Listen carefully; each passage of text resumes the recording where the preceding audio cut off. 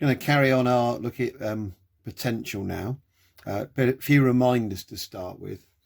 So let's imagine we've got a planet. Let's do a different one. Let's do Pluto, smaller planet. We can imagine a sphere around it, and we would call that sphere an equipotential, because everywhere on that sphere has got the same amount of potential. An object anywhere on that sphere has got exactly the same amount of potential energy with respect to that planet. We know that if we have a value for that potential, and obviously the potentials for Pluto, like all potentials, will be negative, because out here at far away, we know that the potential is 0, and that's the maximum, so all these will be less, so there'll be negative numbers, but they will be less negative. There'll be bigger numbers than for planet Earth. Planet Earth, I do find it really useful to remember the potential on the surface of planet Earth is minus 63 million joules per kilogram. So let's say that this potential here is minus 8 megajoules per kilogram. And then we're going to imagine another equipotential further out, and that's got more potential, and minus 6 megajoules per kg. If you imagine the number line, that's nearer to 0, that is more potential energy. So we're saying the difference between those two numbers is 2 megajoules per kg. The difference in energy between here and here is 2 megajoules per kilogram. So we need 2 megajoules to move a kilo from here to here, the minimum energy, and we would gain 2 megajoules if a kilogram moved from there to there. If we're moving more than that, then we would know that the work required is the mass that we're moving, little m for the mass in the field, multiplied by the difference in potential. In this case, that was 2 megajoules per kilo. The thing that you're missing at the moment is, John, how do I know these numbers? Well, they might be giving you in the exam, because that does happen, but of course we can calculate them, and I'm just going to give you an equation. I'll make a separate equation that kind of tries to justify where this comes from. So V, the potential, is equal to minus G, 6.67 times 10 to minus 11, capital M, that's the mass of the object that's causing the field, in this case Pluto. R is the distance to the center of that object. And then so if we hadn't been supplied with the potentials, we could have applied that equation twice to find the potential in the two places, and then use that equation to find the energy needed to move between the two. The potential energy at a point in space is simply equal to the mass times the potential, and that's not on the data sheet, but it can be handy to have. So that's the absolute value, not the MGH one, which is the difference in potential between two places, potential energy between two places, assuming the field strength is constant in that region of space. We can have a look at a graph now for planet Earth of how potential varies with difference. And of course, got this familiar 1/r curve, because that's the equation. The curve is asymptotic, because as we go out to infinity, the potential is tending to 0, out where there's no force acting. And then here we tend to stop at the radius of the Earth. We tend to not continue the graph into the planet for various reasons. Radius of the Earth, about 6,300 kilometers, 6.3 megameters.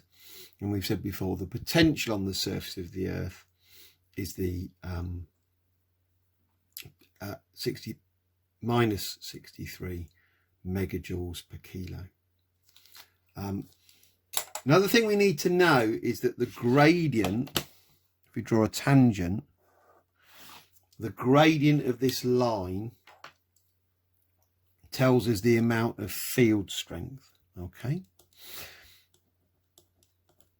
So at this point on planet Earth, we would expect it to be 9.81 newtons per kilo. There is on the data sheet a minus sign on that, but as we normally take G as a positive number and that is a positive gradient, I think that minus sign is a hangover from the days when there was a different sign convention. If we were out here above the surface of the Earth, we would have a lower gradient and we would have a lower field strength. We could perhaps think about why that is. As we move a certain distance from here to here, we get a smaller change in potential because we're working against a smaller force. So that kind of is all consistent. The other graph that perhaps you should be aware of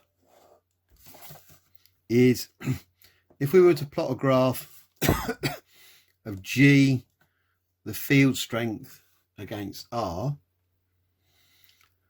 the field strength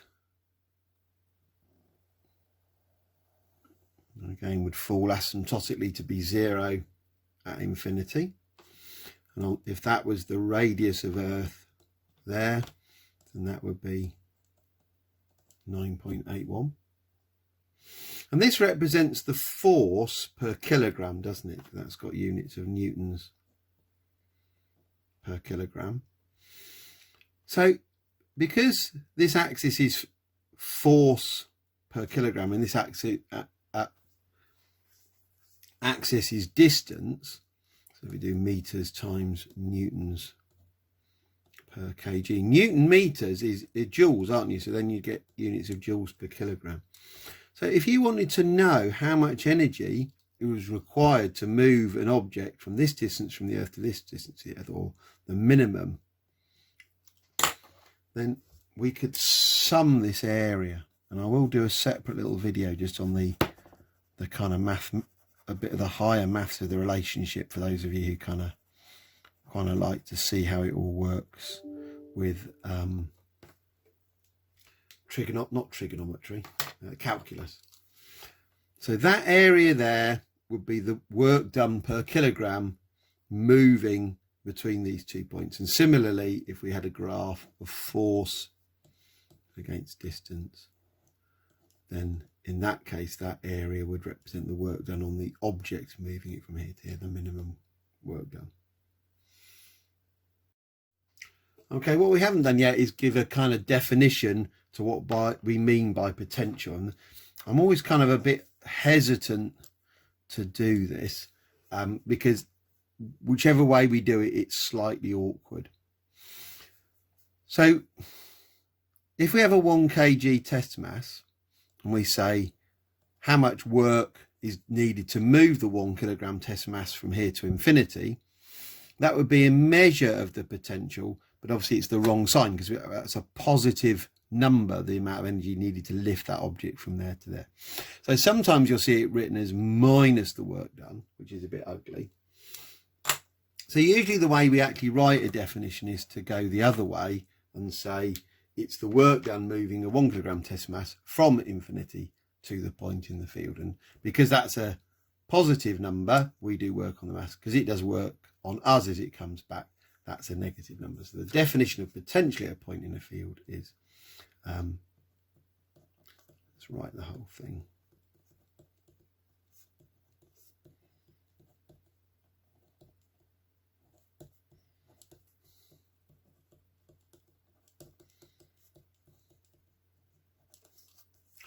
Okay, it is the work done moving a 1 kg test mass from infinity to the point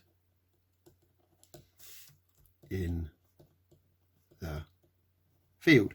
You can have work done per unit mass on a small test mass, but it's much easier just to say a 1 kilogram mass.